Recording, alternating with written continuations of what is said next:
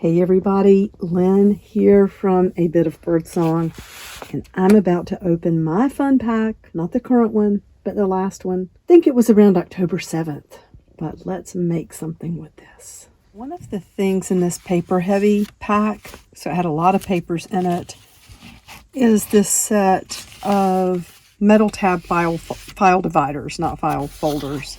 They're sort of like folders, but they just divide the pages or the folders that you have into, alphabetized or whatever. It doesn't matter if your metal tabs are side by side, if they're the same, like if you had two where they're both at the top. I don't think any were like that. You could leave them like that or you could stagger them. Rarely do I make a book that's 9 by 12. So I'm going to cut these down, and I think about 5 by 7 is a good book size. So I'm going to go to my paper cutter and I'm going to cut these down to the size that I want. I'll probably take off the rounded edges. I don't know. I might. What you can do is cut this end so that you don't have a rounded edge here, and then when you cut here, there's no rounded edge. You can leave this and then round your edge. Or corner, after you've already cut it.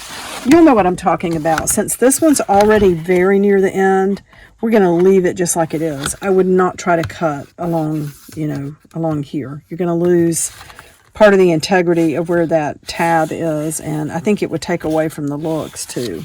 Let me show you how I cut my covers.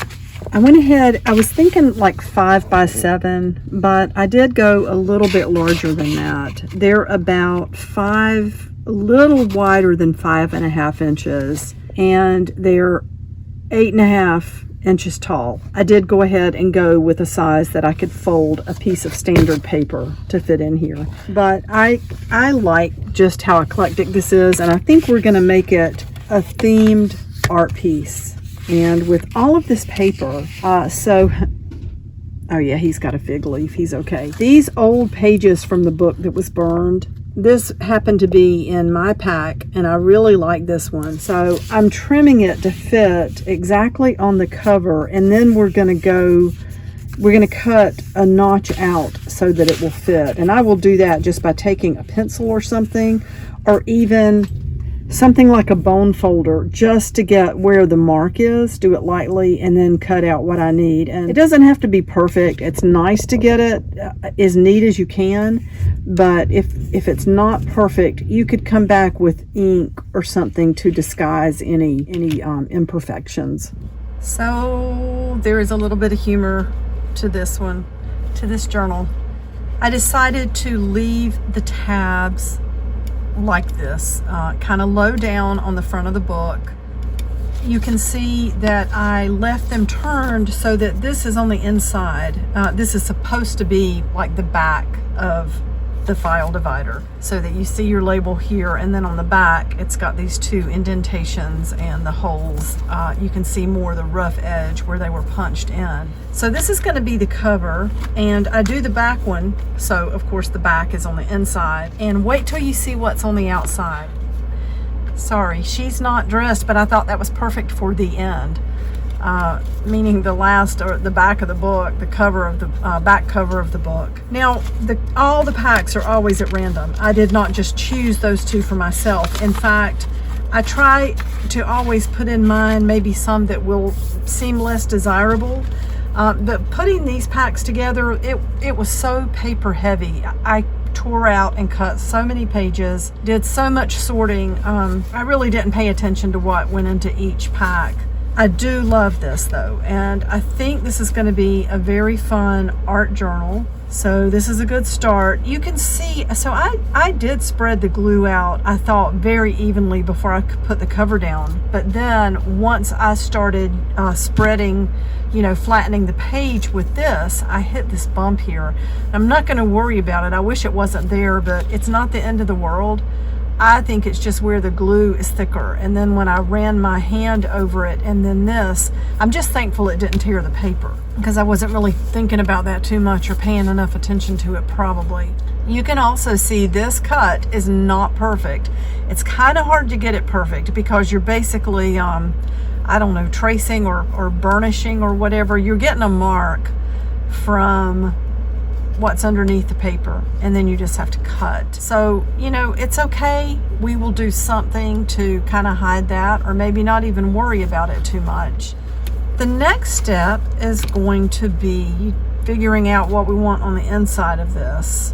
And I'm thinking we have all of these beautiful burned pages. That's interesting. We have the onion skin paper, and that's always fun, in my opinion, to print really old looking text and have it look like basically a vintage letter or a vintage document. And then we have, sort of as a contrast, we've got from the 60s, all of these yearbook pages.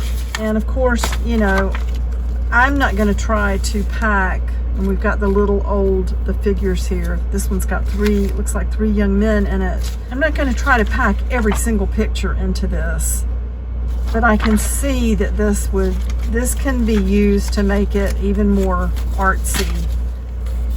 I'm still thinking about exactly how I want to do it. And then we have all of this pretty sort of vellum or parchment paper. Now, just because something's in here doesn't mean we have to use it. Sometimes I do for the really junky, fun, assorted, eclectic junk journal packs. I love to make an actual journal and try to use everything in it. But sometimes that's not going to be the best use of the materials. It's not ever a bad use, I would say. It's just that if you want to make something more artsy or refined, you can go through your materials and say, how can I take some of this stuff out and make it into a project. So I'm seeing a lot of art pieces. Like we've got these two pieces on the cards. We've got Norman Rockwell. Those numbers are really cool. Thinking of all that we could do with this. These beautiful old children's book pages. Oh my goodness, I love these so much. We don't want to lose these. I'm thinking this journal would be fun to call it something like Trip to the Museum, and to really take the time to research some of these things.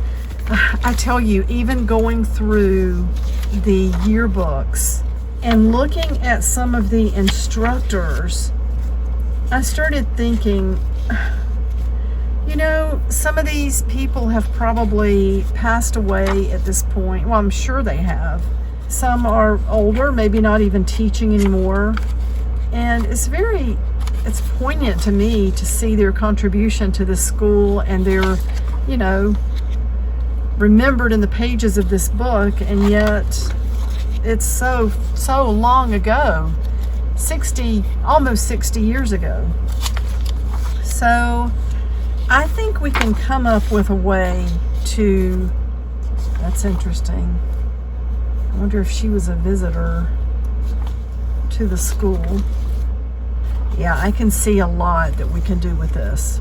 As far as binding, what I thought I would do is, well, this is one of the things I'm thinking about, is gluing a strip of fabric on the inside, which I do like to do, to to hold it in place, which means, usually it means putting a piece on the outside too, because just a piece on the inside is going to leave these raw edges just sticking up. I thought about, maybe using the fabric sample, the textile sample that happens to be in here, and cutting maybe 3 strips to do almost like belts on the outside. I'm not sure about how I want to bind it yet, but sorry, no pun intended. But this is where we are now, and then I don't know if I used fabric on the inside. I don't know. I need to think about what I'm going to put on the inside cover. I need to think about painting my fingernails again, is what I need to think about. Anyway, this is where we are right now, and I'm going to maybe work on this a little bit more, and I will share with you how I do everything with this journal. Okay, that's all for now. I will be back really soon. Bye for now.